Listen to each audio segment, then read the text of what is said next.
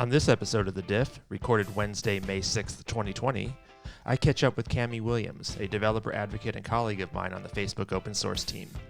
Cami and I play I Ask a Question, You Ask a Question, and we talked about some really interesting topics. Find out how Cami became popular on social media, our thoughts around diversity in the world of advocacy and technology, the one programming language to have if you are stranded on an island, and hear my admission about reality TV shows. Also, there's a big surprise at the end regarding the podcast itself. Let's get to it. Hey everyone, welcome back. We're back with our first episode of 2020 of The Diff. It's been a bit of a hiatus, and I can't be more excited, actually. For those that may not know, Cami Williams is a developer advocate colleague of mine at Facebook, and I'm super glad she's the first guest as we spin up this podcast again. Hi, Cami. Welcome to The Diff. Hello, everyone. This is my first podcast, and I was just telling Joel I'm very nervous. We're all nervous. We're all sweaty, but no one can see us, so that's okay. Yes. So as you know, we are recording this in a really unique time in the history of the world, middle of a global pandemic. And first thing I'd like to do is extend my heartfelt thanks to all those fighting to take care of those that are afflicted from this disease. And I basically try to do that anywhere I'm online. And shout it from the rooftops that those folks are really heroes and really appreciate them. Both of us, Cami and I, are recording this at home. So I want this episode to be as authentic as possible. So if you hear random noises like a dog, maybe a kid running into the room or something like that, I might not even edit that out today. So you can kind of think of this as like the Diff real world or something like that, right? So anyway, let's get started. Cami, can you tell us a little bit about yourself? Sure. Yeah. Hi, everybody. I'm Cami. It's nice to meet all of you. I'm pretending to shake everyone's hand. I'm apologizing that mine are clammy. So I started at Facebook in July of last year, July 2019. I am working with Joel. I'm a developer advocate for the Facebook open source team. I work specifically in machine learning and artificial intelligence. And one of my passions is this media effort. I really like making visual content for people to find on YouTube because that's how I learn. And we have our first disruption. My puppy is walking in the room. So please excuse that. But yeah, so I've been really into making videos, doing live streams, writing blog posts. I enjoy doing that more than actually speaking to people in person because I feel like, first of all, if I make a mistake, I can edit it out, Yes. Which is really nice. Live coding can be scary, but I feel like if you're live streaming coding, it's a little bit more personable. People can see that you're real and you make mistakes. And so that has probably been my favorite thing about working on this team thus far, aside from working with the lovely people on the Facebook open source team. Before working at Facebook, I have done a couple, I would call them odd jobs because they've actually been pretty random. I've been a developer evangelist. I've been a software engineer. I've worked at a startup. And all of them, I feel like, have brought me to this point where we're growing this new team at Facebook and trying to build awareness of Facebook open source, which has been really cool. So it's like we're working for a startup in a big company, which is really cool. Yeah, I wanna kind of build upon what you said about the media effort that you were talking about. So if anyone who's listening has noticed a spike in our social media content and our traffic, you really have Cami to thank for that. As she said, she's kind of leading our new media strategy, doing an awesome job. You definitely need to check out the open source YouTube channel, Facebook open source YouTube channel, to see the many videos that we posted over the last month. It's like infinite percent increase in the number of videos that we have. And definitely check out at FB Open Source on Twitter, because that's as active as ever. So yeah, great job with that, Cami. We really appreciate it. Thank you. Yeah.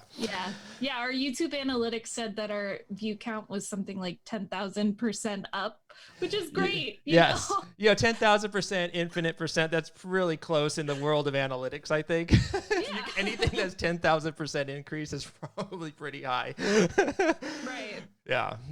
So the way I thought we'd do this podcast is a little different than maybe we've done with the other episodes. I thought we'd have a little fun, maybe playing a social game of back and forth questioning. So like I ask a question of you, Cami, you can ask a question of me. Are you down with something like that? Is that cool? Oh, heck yeah. Let's do that. All right. So I'm not going to count the tell us about yourself as the first question. So I'm going to start with the first question, if that's okay. So speaking of like social media, how do you get so popular on social media? Like, what's your secret of your social media popularity? Yeah, it's actually, my journey with social media has been very interesting. So when I was in college, I was kind of against Twitter. I didn't think that it was something that was useful. And fast forward to today, I feel like Twitter is just my favorite place to be, but also my dumping ground for any random thoughts. So when I joined Twitter, it was because I was interested in an internship at the company, and I was at the Grace Hopper conference for Celebration of Women in Computing, and Twitter was there. And I thought, before I talk to the people from Twitter, I should get a Twitter account. But after that, I didn't really use it. And then I discovered the world of conspiracy theories, and I thought they were really fun. And the internet troll that I am, I decided to tweet a lot about how the moon wasn't real. And I want to preface to all of the audience members here, I think the moon is real. I think the earth is round. I trust me, I'm not like a genuine conspiracy theorist. I'm just an internet troll. But when I started tweeting about it, I got a lot of flat earther followers and people who also like conspiracy theories. And so that was like my first introduction into social media and sharing content. And then when I graduated college, I thought, okay, now I have to be a serious business lady. And I started tweeting about code. So my follower growth is pretty interesting. I have a sprinkling of people who used to also follow me because I would stream video games on Twitch. Yeah. When Twitter analytics, speaking of analytics, used to have information about the demographics, mine was very widespread. I remember probably the only common factor between everyone was that they liked milk or something like that. It was a weird demographic to get. But now I would say that my secret is probably just tweeting about things that I like, things that are interesting. A lot of them have to do with tech. It also helps to have a sister who's verified on Twitter who retweets and likes everything that I do.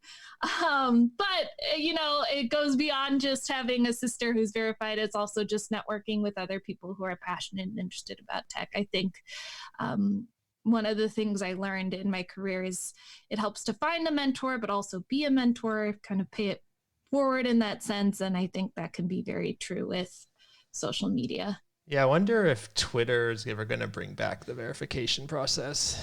I know. I'm waiting for it. I want to be first in line if it does. Yeah, I was like, what's the criteria to be verified? I imagine you have to have some number of followers and give them your license and make sure you're really real. So I always like the threshold should always be one less than the number of followers that I have, and that way I can be verified Interesting. too. Yeah. Right. Yeah.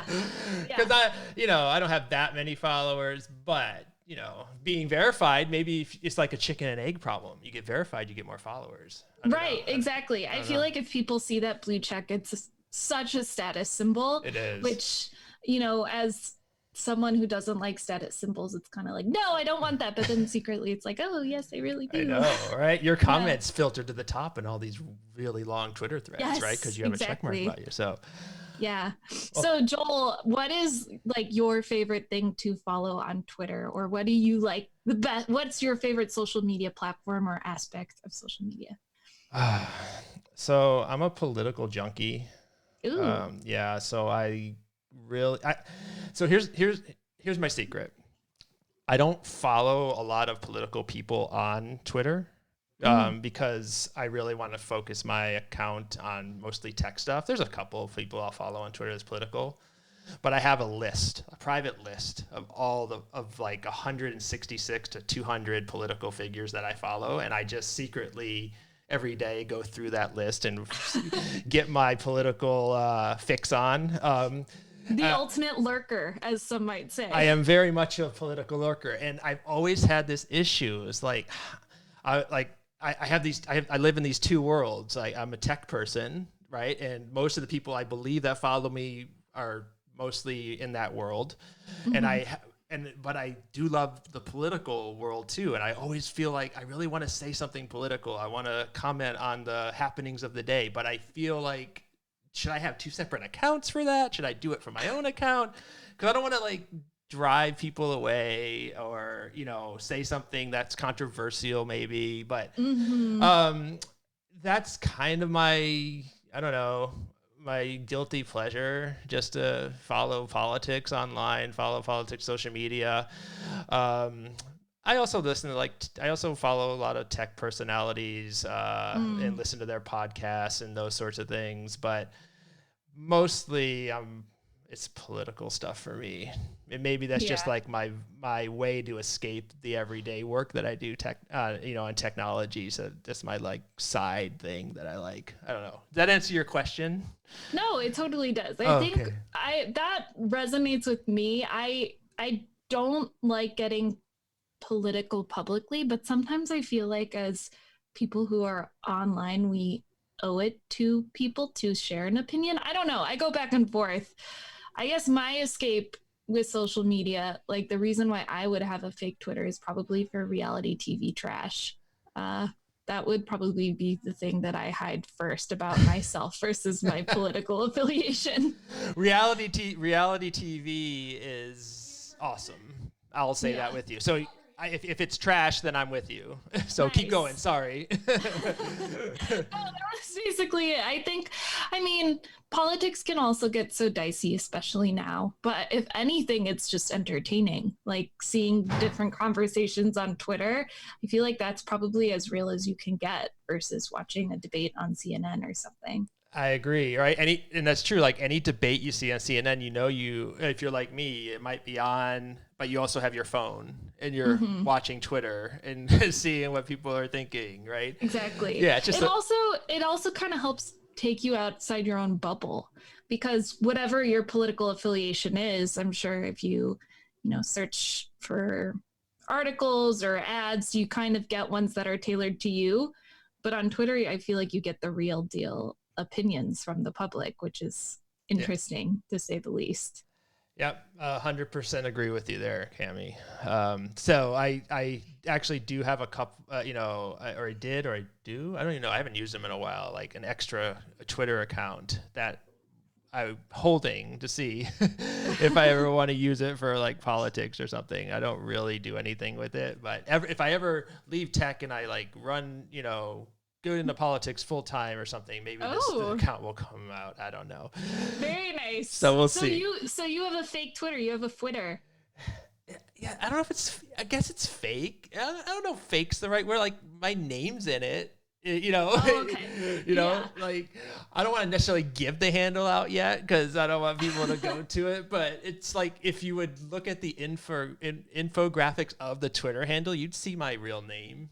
Interesting. Yeah. Okay. Yeah. Nice. So it's an alternate personality. Alternate personality. Yes. Right on. Yeah. But I haven't used it really yet, and I'm not sure I'm going to.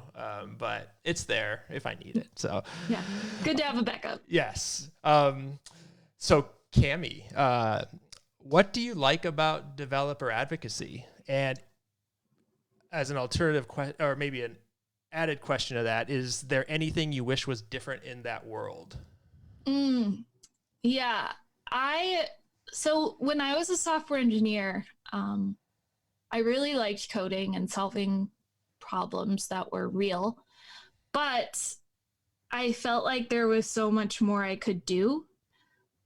especially, at least sharing what I was doing and teaching people about the different types of software engineering and intricacies behind that. And so when I started my career, it was honestly just to raise awareness towards especially underrepresented minorities about what it's like having a career in software engineering. And I realized that that was what I wanted to do. And I discovered developer advocacy just being a part of the hackathon and conference world. When you would go to conferences and see people speaking and they would have this title, it was kind of like, oh, this is an engineer whose job it is to go and speak. So that was the stereotype I had in my head. And then when I finally found a full-time role behind that, I realized it was so much more. It was helping strategize behind a product, but then also hacking with the product and working with it, creating consumable space for developers to onboard to said product. And so I liked how well-rounded the role is. I feel like you get a taste for everything and you work with so many cross-functional partners. It really helps you to understand how a business works. I always say if you want to do a startup, you should try being a developer advocate first, because you really have to have empathy, not just for your customer, not just for the external developer, but also all of these stakeholders internally, and figure out how to formulate a strategy that adheres to all of these different roles. So I feel like being a developer advocate, at least for me, has made me a more well-rounded engineer and kind of helped me to think more critically about the engineering decisions that I contribute to. I think, as with anything, it would be great to see more diversity in advocacy. Okay. It's hard, when you're the only woman on the team, which I've been numerous times, or when you're the only female speaking on a panel or at a conference. But that extends beyond just gender. It goes to race. It goes to different cultures, even just where you're from. Something that I've kind of been thinking about a lot that I haven't for a while is just localization of content, so diversity in the language offering of your content. It's difficult too, because as relatively new as the tech industry is, developer advocacy is such a new role. Yeah. And so we're all still learning. I recently went to DevRelCon London, and it was kind of a meeting of minds of everybody who was in the developer relations space, which is also just another question, the difference between DevRel, advocacy, evangelism, etc. But one of the interesting conversations that came up was, how do we measure the success of our role? Which, you can apply different numbers to it, but at the end of the day, a lot of it is just the sentiment of customers and the feedback you get from customers, and sometimes it's hard to measure something like that. And so I feel like the role is going to evolve a lot over the next couple of years, but I really hope that in doing so, it evolves according to the perspectives and opinions of a diverse group, and not just representing one specific type of programmer or developer or anybody in the tech industry. I hope whatever the role evolves into in the future and what the industry standard becomes is an output of multiple people and multiple different types of people's opinions. I think your topic about diversity, it made me think a little bit. Like, a lot of people think of diversity in just, like you said, ethnic, race, gender, those type of things. But when you said like diversity of content and how you just, how you portray content, like through localization, that's something I don't think a lot of people might consider as part of quote unquote a diversity issue. Mm-hmm. But I think you're 100% correct, right? Because you're if you don't have a diverse set of content, whether it's in a different language or anything like that, then you are kind of limiting the reach of what you want to portray. So that was very interesting, Cami. That's a very good point. You. Yeah, no, it's a very good point. I haven't thought about that. I'm an interesting lady, you know. No, it's I think sometimes. No, I like that. That's diversity is it reaches far and wide, and not just kind of the normal things you might think about. So yeah totally. And I think it's great for this role because it's one of the few roles I think in the tech industry that can be so global. You know, obviously you can have engineers anywhere, but with advocacy, it's almost a requirement. Like if you have a growing team, you need to have developer advocates everywhere. So that way, you know that you are inclusive of everyone, which is a hard task to have, especially if you're a growing startup.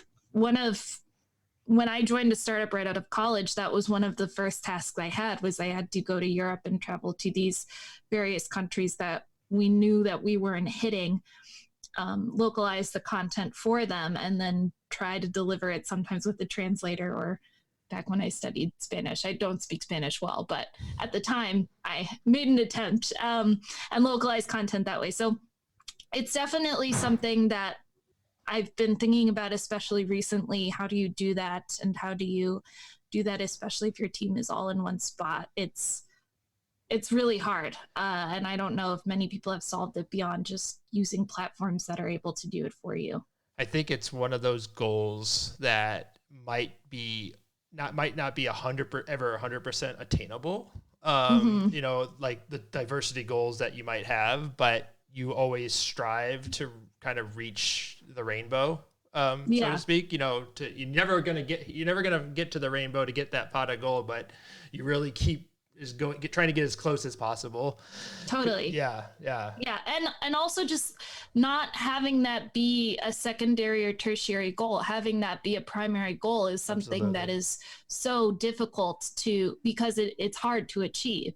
I remembered though, I think it was Tracy Chu that said this at All Things Open, where she said, you're doing a major disservice to your company if diversity is not your primary goal, which is so true, because you can literally just point that to anything, having all of these perspectives and whatnot. It's doing a disservice to your company if you're just tailoring it to one type of person. Yeah, and I think there's a lot of work to be done from not just like big companies like Facebook or Google, but every company to like bubble up diversity as a first class priority. And I think it's just starting almost. Like I think it's starting to happen, but it hasn't been something that's been happening. You know, it hasn't been happening for a while, right? It's just kind of, I feel like the whole, diversity issue is kind of coming to light more recently, maybe. Totally. Really late. So yeah. Yeah, definitely. So with that in mind, then, Joel, what has been kind of like your favorite initiative to be a part of, or organization that you've seen that has promoted D&I, diversity and inclusion, in the tech industry? Oh, wow. I know it's not good to say favorite, so maybe the most top of mind one that you can think. Let's not say favorite, but most top of mind. Can it be something that is related to the work that at the company that I work for? Is that okay? That would in fact be preferred, Joel. Right. So I am really impressed about how the folks that are managing the React project are trying to basically raise the issue and promote diversity in a really thoughtful way. So, for example, I think it was just a couple weekends ago, right? The Women of React virtual conference happened. That was awesome. Right? That was amazing. And, we had people from Facebook out helping to organize it, Rachel Neighbors, who in and of herself is really bringing diversity to the forefront around our open source initiatives at Facebook. So I'm kind of proud. I mean, I might not be directly involved in that project per se, but I'm kind of proud that we as an open source program at Facebook are part of the picture in trying to figure out how to make this, I mean, you know, we could be truthful. I mean, it's a problem to make this problem and have awareness, and then also try to find ways to come up with really good solutions to it. And I feel, like I said, I don't feel like there's ever going to be like the panacea that solves it for everybody. But I think we're trying to find out ways and trying to experiment with different initiatives that will kind of bring more inclusivity to what we have. Totally. Yeah. So. Yeah. And I think it's funny working in open source professionally. It's the whole point of open source, that it's by everyone and for everyone. Like, that is the masthead of open source. And it's crazy if you see, you know, these problems in open source being inclusivity, when that was what it was created for everybody to have the opportunity and for everybody to be a part of the conversation. I love the Women of React conference was great, because I think that it just hit home that everybody should be a part of that conversation. It was a great event. Yeah, it was really well thought out, well put on. Speakers were great. Yeah, it was just a genuine good time. Yeah. I know. For those of you listening who haven't seen it, go check it out. It's on YouTube. Yeah, I think your sister was MC, right? She was. She has fun puns and whatnot that she and there's in there. And you'll learn something. There's a potato thing that goes on, I think. And you'll hear all about it and see all about it when it happens. Yeah.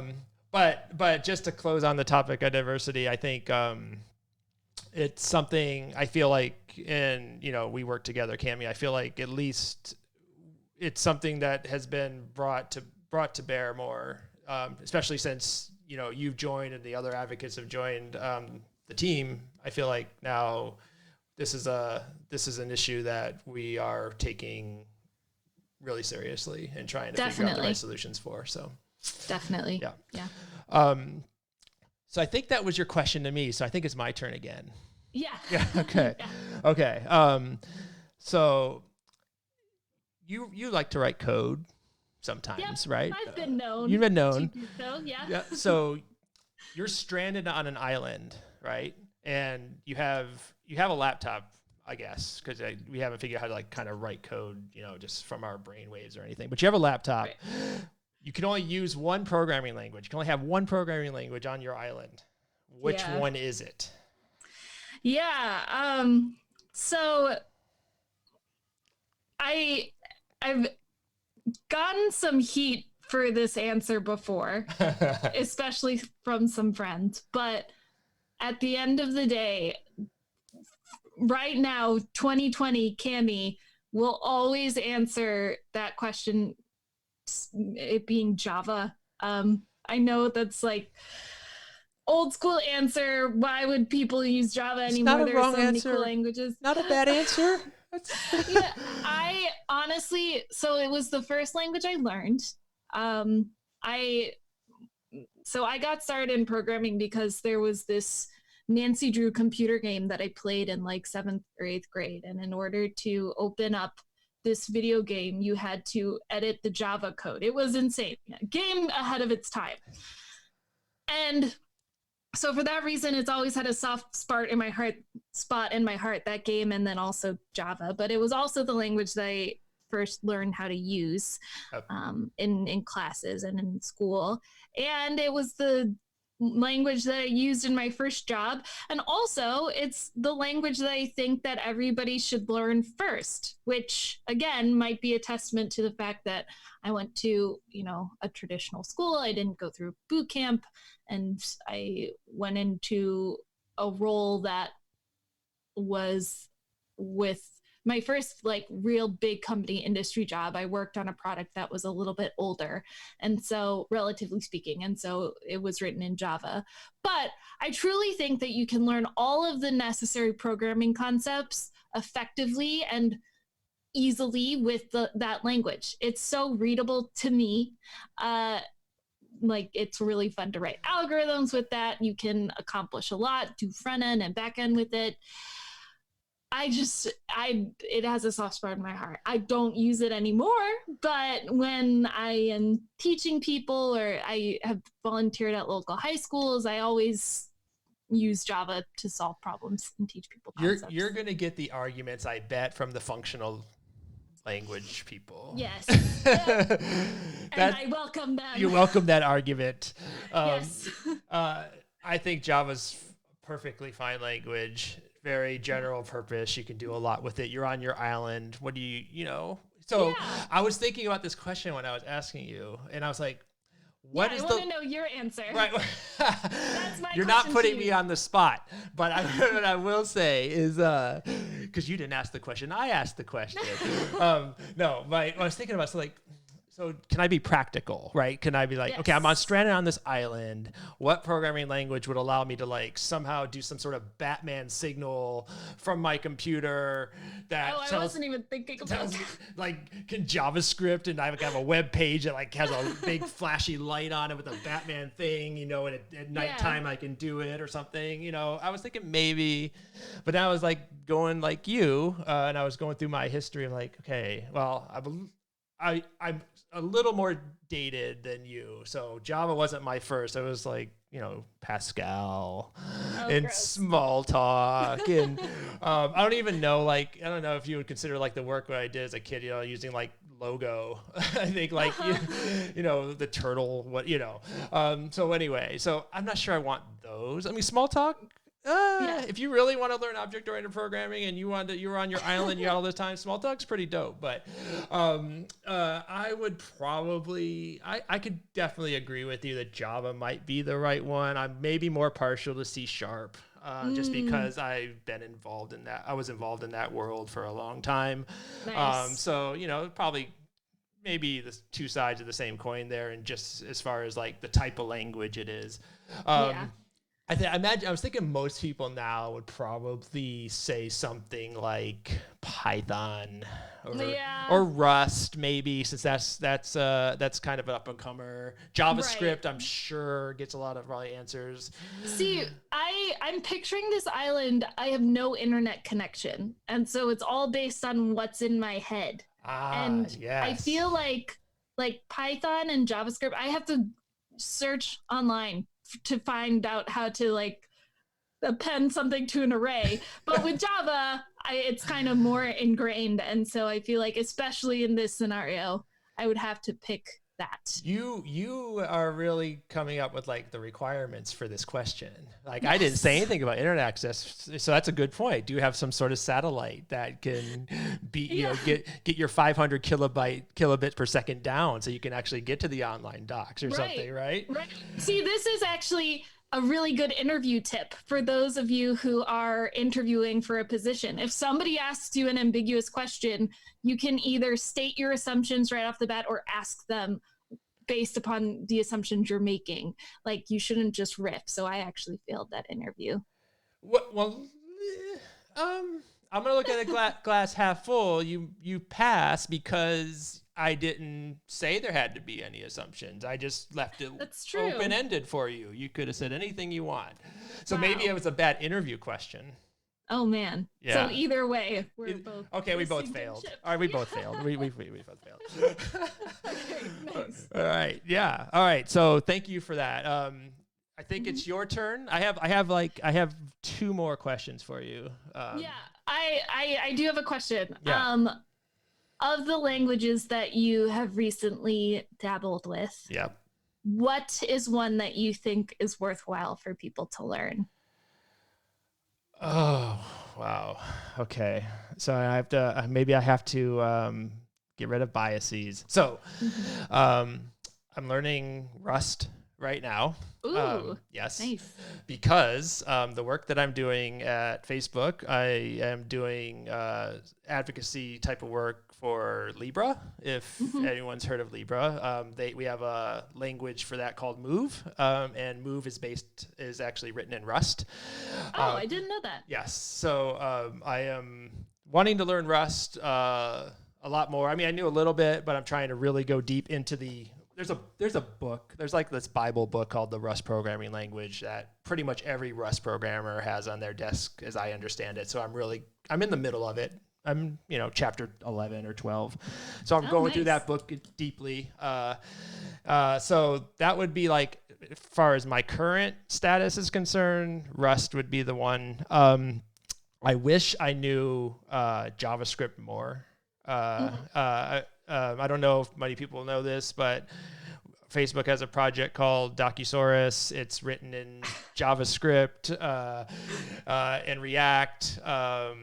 I helped kind of founded that project, but I wasn't a JavaScript guru at the time, and I feel like I could have had a lot more technical contributions if I knew JavaScript just that much, just a little bit more, and particularly React as well, because that's the framework that this is all based upon. So I would say if you want to do anything front end, it's JavaScript or TypeScript or whatever flavor script you want there. And then if you want to do systems level programming, Rust is I think is now the up and comer. And I would definitely say you should check that out as well. Nice. Yeah. Right on. So, in case any of you heard me chuckle when he mentioned Docusaurus, it's that Joel is a diehard Docusaurus guy. So it's just like, it's not a conversation with Joel unless Docusaurus is right. brought up. I can bring Docusaurus to any conversation. I could probably weave it into a political conversation or a reality television show conversation if needed. Yes. Yeah. Not that I'm trying to like tout it at all or anything, but Right. it's like one of those things, like, it's your baby. It's you want to nurture it. You always want to talk about it. I don't know. Yeah. Yes. You named your child Docusaurus. That's right. The mascot's name is Slash. So, first child will be named Slash or something, right? Yeah. Or I think that was a Guns N' Roses guitarist, I think, if I remember correctly. Slash. Really? Yeah. Oh, I would Yeah. know. Axl Rose and Slash. That's an older reference, but yeah. So but yeah, I did hear the chuckle, by the way. Okay, nice. So my second to last question for you, Okay. Cami, is what is your favorite non-work hobby?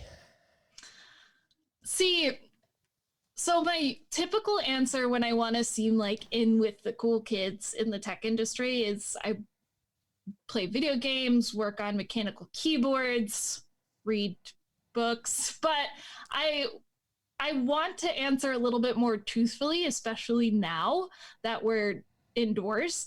I am someone who likes to start a lot of things just for the heck of it. So I paint a lot. I do a ton of puzzles. Puzzles has been my favorite thing probably in this quarantine. Watch reality TV. That's been delightful. I really like to experiment with makeup. Back in the day, I thought that I was going to go to cosmetology school, but I ended up dropping out instead to take calculus. So I am a beauty school dropout, as my parents always like to tease me about. So all of that has kind of come to head, especially with this quarantine. I've realized that I am a hobbyist, but not with one particular thing. I do a lot of things, only a little bit. But that said, I still definitely play a lot of video games. If any of you are looking for a new video game, if you have an iPad or a PC, get Roller Coaster Tycoon and let me know what level that you get to, because I am currently stuck on the Volcanic Paradise level. And I would love to see screenshots of some of the roller coasters you built because I'm stuck. So is that a high level in that game? I haven't played it. So with Roller Coaster Tycoon, it's Volcania. There's Volcanic Paradise, but then Volcania. That's the level I'm stuck on. When you build roller coasters, there are pre-built ones or you can build custom ones. And in this level specifically, they have 6 unfinished roller coasters, and you have to finish the roller coasters with an excitement rating of 6.7 out of 10. But in order to get that excitement rating, your intensity rating and your nausea rating has to be low, which is impossible. That means it has to be exciting without getting people sick. Right.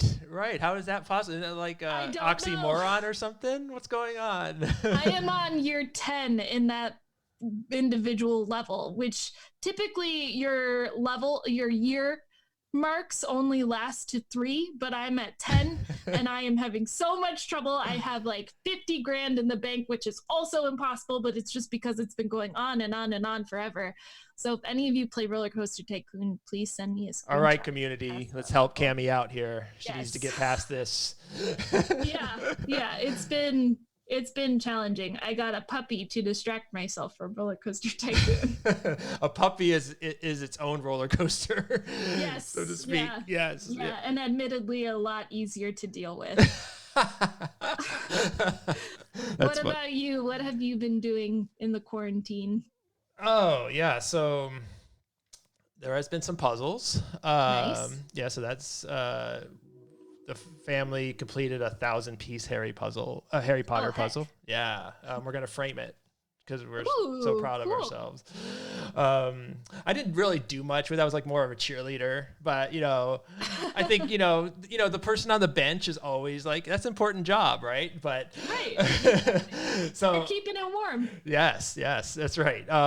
We built a cat house sort of thing, right? So we have 2 cats, and so it's not like a cat house like you would think you would go to PetSmart and see, like those tall carpeted cat houses. It's like one of those things where you take out the screen from your window, you plug in this square box that was built, and you put like screens, or basically the box is made of screens so the cats can see out of it, so they can basically feel like they're getting outside of the house.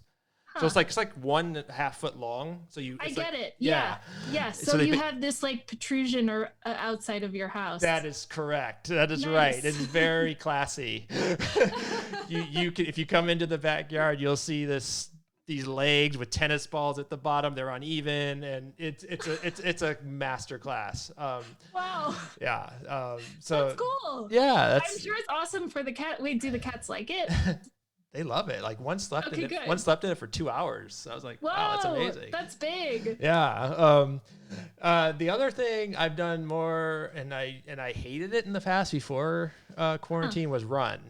Ooh. Yeah. So I've done I'm not a good runner, and I said I'm gonna make it to like a mile. So I like to start at 0.67. I made a mile. A couple weeks later. So, but I've been running like 3 to 4 times a week for the last couple of months, and now I'm like I'm up to 3.5 miles now. So like, wow, so that's huge. Oh my gosh. Yeah, Congrats. It's crazy. And I am not a runner either. I'm the type of person that runs for 2 minutes and then has to lay down. Yeah. I feel the same way still. It's like, but now I'm running like 40 minutes, and I feel like I really need to lay down. Wow. And I'm really slow, Cami. Like, my per mile rate is not Olympic. It's like 12 to 13 minutes. Maybe it's more of a trot. I don't know, but I'll consider it a run. But yeah, so between the puzzles and the cat and the running and watching a bit of TV and reality shows like you do, that's been my quarantine. Very nice. What's your favorite reality show that you've been watching, if you're not too embarrassed to say? Oh man. So okay, I'm gonna rephrase the question. I'm not gonna say favorite. Okay. But I'm gonna say what I did watch to conclusion. Yes. Was Love Is Blind on Netflix. Trash. Yes. Wow. Nice. Right on. Yeah. See, now I got to decide where I need to cut that out or not. But you asked me a question. I felt I had to be honest about the question. I know there's like a new one that's like even more trashy on Netflix that I haven't. I don't even know how I'm gonna start. Yeah, I started that one. Don't start it. That one is actually like I can't watch this. My brain hurts. Yes, I probably won't start it. I think The Love Is Blind is scarred. It scarred me a little bit though. Yeah. Yeah, it's cute, but then it gets real, like a little too real. Like when I like, The Bachelor and all those dating shows, but this one it's like, oh no, you're going to get engaged, meet each other's families, move in together, and then set a wedding date. It was like, oh my gosh, there's no way out of this.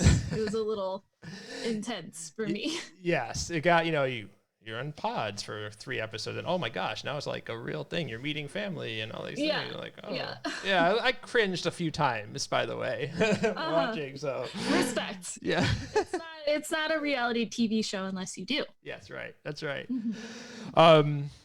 So, Cami, I'm gonna end with like 2 flash, like really quick hit questions. Okay. Like, they almost be like 1-word answers, but maybe the last one might be a little more than 1 word. So, spaces or tabs? So. I thought it was going to be 1 word. Okay. I don't want to get this wrong. I read once somewhere that tabs was accessible. So I always say tabs. You say tabs. I hope that that's right, because now I'm questioning myself. I say spaces, so we could argue. We can argue, but whoever is right about the accessibility is right. Oh, we should probably put a poll up. Yeah, that's actually good. Maybe I'll tweet that later today. Yeah, we should put a spaces or tab. Yeah. Ooh. Okay. I thought it was gonna be a quick, easy answer. Okay. No. Yeah. Ongoing debate. The next question I have is, IDE like VS Code or like terminal-based editor like Vim. See, if I were to reference my previous answer about my favorite programming language, I would have to say Eclipse, but I haven't used Eclipse in a really long time. I use Sublime regularly. I would. Do I want to be controversial right now? Why not? YOLO. I would rather use anything other than VS Code. I don't enjoy using VS Code. I would use Vim. I would use Emacs. Wow. I don't know what it is. I'm not a VS Code person. I know I'm going to get heat for that, but YOLO. That is a hill I am dying on. You're dying the no VS Code. I see. Yeah. Okay. Yeah. And I love VS Code. This is interesting. A lot of people do. I feel like, again, this is one of those things where I never really used it, and then once I did, I just felt like there was too much of a barrier to entry, and I would rather just use Vim than something like VS Code. Wow. It's gonna be a debate when people hear this, but you're going to make a lot of fans within Facebook, by the way. There's a whole debate about Vim and Emacs and VS Code or IDEs in general. And nice. You might have made some friends by saying Vim, by the way. Right on. Yeah. I don't know if they're the friends that I want. Just kidding. I'm down. Let's hang out. Right. My son came in here. He heard the question about spaces and tabs, and he walks next to me and does this T symbol next to me. So He's a tabs person. Right on. And I feel is this the son that streams? This is the son that streams on Twitch. Yes, he's awesome. I'm like, dude, I don't know if I'm teaching you wrong. What's going on? Are you saying tabs because you press the tab key or what? I'm gonna have to figure out what's going on here, because you can convert tabs to spaces. You can do this. This is a thing. Right. Okay. If any of you also like tabs, then follow Joel's son on Twitch. His username it's like XX Chaotic Beast 19XX. Is that right? Yeah, it's something like that. I think if you search for Chaotic Beasts, you'll find with the 19, you'll find the prefix and stuff. I think it's XX something. Yeah. Yeah, he's great. He streams Fortnite. He's really good. Go watch. He's good at Fortnite. Thanks for the plug. Yeah, sure I'll tell Jamie that you did that. He would like that. Will do. All right. Do you have any last questions for me, or are you good? No, I'm definitely not good. I need to know your favorite color or I'll die. Really? Oh, yeah. Red. Interesting. And it's not because I've always been red. It used to be blue. Oh, okay. Blue's cool. Okay. All right. Now this can't be a one-word answer. Fine. Okay. Here we go. I'm colorblind. Oh, no. So, there's like kind of some issues with colors, but so basically, I think, red, green is bad for me. But my alma mater at NC State is red. So I chose favorite colors based upon situations, based upon whether I feel like I'm seeing them correctly. Okay, nice. So I felt blue at some point was my favorite color, probably because I liked a couple of sports teams that were blue. And then I went to college and it was red. Red's pretty cool. So yes, so it's still red. My school's colored had red too. Is your favorite color? Is your favorite color red? No, right now it's green. I go back and forth, but I'm pretty sure that but not like lime, like a nice emerald green. Emerald green. Yeah. But also that kind of has to do, my Harry Potter house is Slytherin, and so I have an allegiance to the color green. Okay. Slytherin's a good house. It is. It's a a lot of people will say, what's Slytherin? That's like the evil house. But is it a misunderstood house? Would you say? Honestly, no. I mean, is it the evil house? I mean, I think if you asked my family, I was like the bad kid growing up. Not like bad. I when I say bad, it's like probably the worst thing I did was steal a Snickers bar. But I feel like honestly, Harry Potter house reveals more about a person than like Myers-Briggs or your astrological sign. I feel like people who are Slytherin, you can kind of be like, oh yeah, I could tell. So the Sorting Hat chooses Slytherin for you. You're basically saying. Yeah. No doubt. No doubt in my mind. Also, I've taken like the official quiz so many times and have tried to answer as other houses because at first I didn't want to accept it, but I've always gotten Slytherin no matter what. So do you feel like doesn't like Hufflepuff or what's the other? I forget the other house now. Hufflepuff, Ravenclaw, Gryffindor. Don't they? Yeah, So doesn't Hufflepuff and Ravenclaw get the bad end of the stick on these things? Like it's either Slytherin or it's yeah, Gryffindor. Gryffindor. Yeah. This might be a good poll. I've come to the conclusion that most engineers or engineering leaders are Ravenclaws. That has been like in my experience really thus far true. Yeah. Okay. Yeah. Granted, I don't know what our current manager is, but all of my managers have been Ravenclaw. When I worked at the startup, our CEO, I'm pretty sure, was Ravenclaw. And you found this out like through some online quiz, you're saying? Yeah, I haven't done it for our team yet, but I usually mandate that everybody on the team or company takes the quiz, and then we have to take the quiz. We have to take the quiz. We do. I have the quiz. I actually have it saved to my computer wherever I go. It's one of those things like when I get a new computer, I always transfer it over. So I'll share it with everyone. Maybe that'll be a tweet too, what each of us are. I'm telling you, our social media presence is just it's skyrocketing. It's gonna pop. Yeah, it's gonna grow. What house are you? Do you know? No, I haven't taken any quiz. I mean, I always I need to know. Yeah, buckle up because your life's about to change. Oh my God. Okay. All right. I'm ready. I'm nervous. I thought this whole podcast thing is making me clammy. Now this house thing is like making me really sweaty. I don't even know. Yeah, for real. Get ready. This will like either ruin or what's the other word? It'll probably ruin our team dynamic, but hopefully it'll bring us closer together. That's right. We'll make a positive out of anything. Yes. Yeah, exactly. Cool. Well, Cami, this has been fun. Honestly, I think this was like the most conversational podcast I've done. So I felt loose, felt comfortable. I think my hands became less sweaty as we went along. It's just, we're just shooting the breeze, Exactly. Yeah, the breeze has been shot. The breeze has been shot.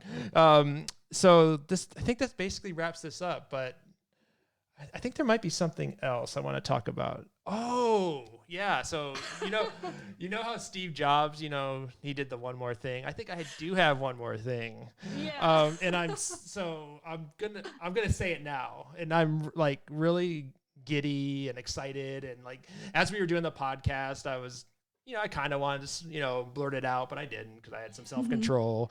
Cami, you're going to be co-hosting the Diff moving forward. Woohoo! I hope you knew Hi, that. Everyone, Yeah. get used to my voice. That's right.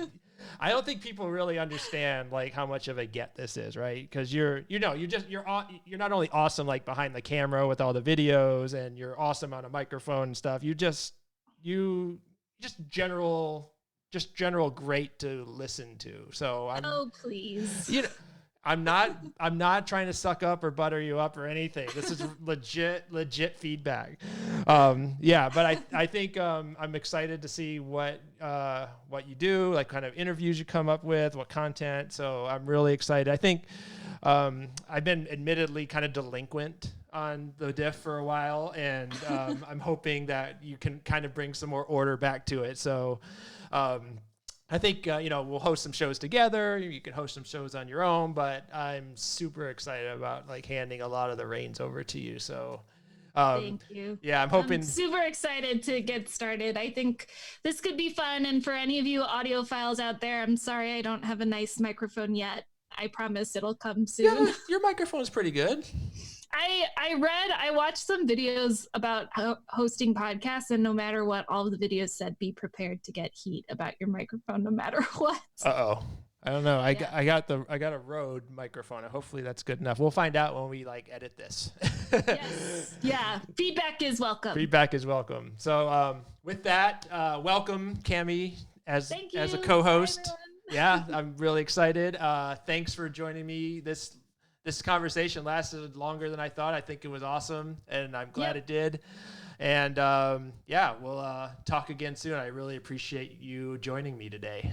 Yeah, thanks for having me, Joel, and thanks for letting me stay. I'm excited. You are most welcome, Cami. Talk to you soon. Bye. Bye.